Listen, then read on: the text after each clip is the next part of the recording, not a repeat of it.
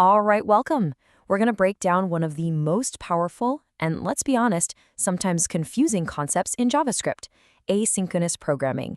Let's just dive right in. So let's start with a feeling I know you've had.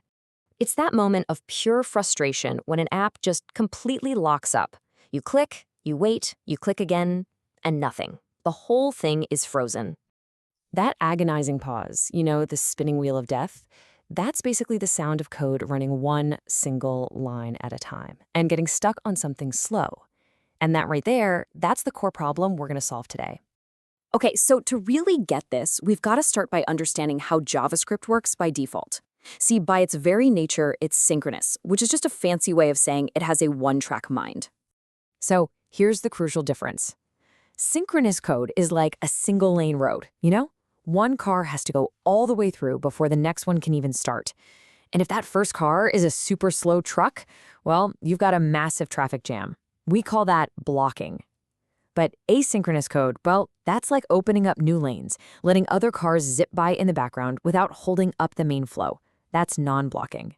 Right. So if JavaScript really only has this one-track mind, how in the world does it pull this off? This is where we get into its real superpower.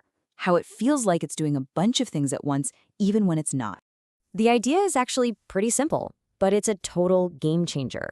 It's JavaScript's ability to basically say, hey, you know that big data fetch from the server? That's going to take a minute.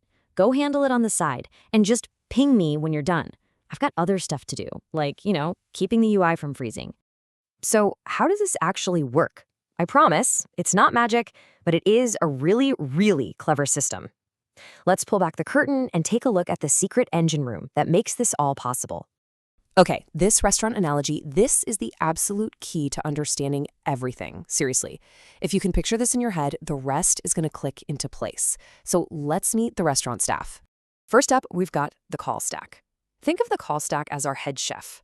Now, this chef is a genius, and this is super important, they can only cook one dish at a time. Every single instruction your code gives is a dish that goes to the chef. Okay, so next we have the web APIs. You can think of these as the rest of the kitchen staff. When a really long order comes in, like say a 5-second timer or a big data request, the head chef doesn't just stand there and wait. Nope, they hand it off to the kitchen staff to take care of in the background. So once the kitchen staff finishes an order, where's it go? It goes to the callback queue. Just picture a ready for pickup counter. That's it. The finished dishes are placed there, all lined up, just waiting to be brought back to the main line. And this brings us to the real hero of our story, the event loop. The event loop is our tireless waiter. And this waiter has exactly one job, to constantly check, is the chef busy? Is the chef busy? The very second the chef is free, the waiter grabs the next finished dish from that pickup counter and zips it over to the chef to be served. So let's watch the whole thing in action, step by step. A task comes in to the chef, the call stack. Oh, it's a long one, so it gets handed off to the kitchen staff, a web API. And crucially, the chef doesn't wait. They just move on to the next thing. When the kitchen is done, the finished dish goes to the pickup counter, the queue. Our waiter, the event loop, sees the chef is finally free and brings that dish from the queue back to the stack. Boom. No blocking, no waiting, just smooth sailing. Now, I gotta tell you, managing this whole flow, it used to be pretty messy. But over the years, the tools we use to write this kind of code have gotten so much better. Let's take a quick look at how the toolkit itself has evolved. It really tells a clear story of progress, right? We started out with this pattern called callbacks, which totally worked, but it could get complicated. Then we got promises, which gave us a much cleaner way to handle things. And today, we have async await, which makes asynchronous code look and feel so clean, it's almost like writing regular synchronous code. It's a dream. And this is exactly the problem we were all trying to escape. This insane-looking nested structure is what we all called callback hell. And trust me, it lived up to the name. It happens when you have a bunch of async things that all depend on each other, creating this pyramid of doom that was just impossible to read and a nightmare to debug. And hey, for those of you who want to go a little deeper, turns out it's even cooler than we said. There isn't just one pickup counter, there are two. You've got the micro task queue, which is like the VIP line for high priority stuff like promises.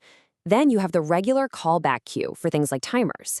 And our waiter, the event loop, will always clear out the entire VIP line before even looking at the standard one. So theory is great and all, but where do we actually use this stuff in the real world? When does it really matter?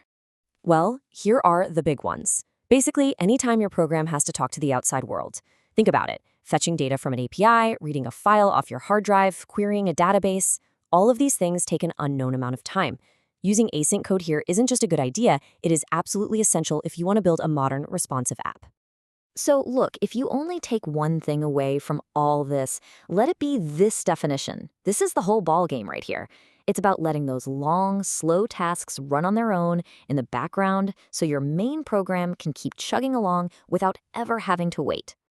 At the end of the day, this isn't just some technical trick. It's a fundamental tool for creating apps that feel fast, fluid, and just plain better for your users. By understanding how to manage time inside your code, you unlock this whole new level of power. So the only real question left is, what are you going to build with it?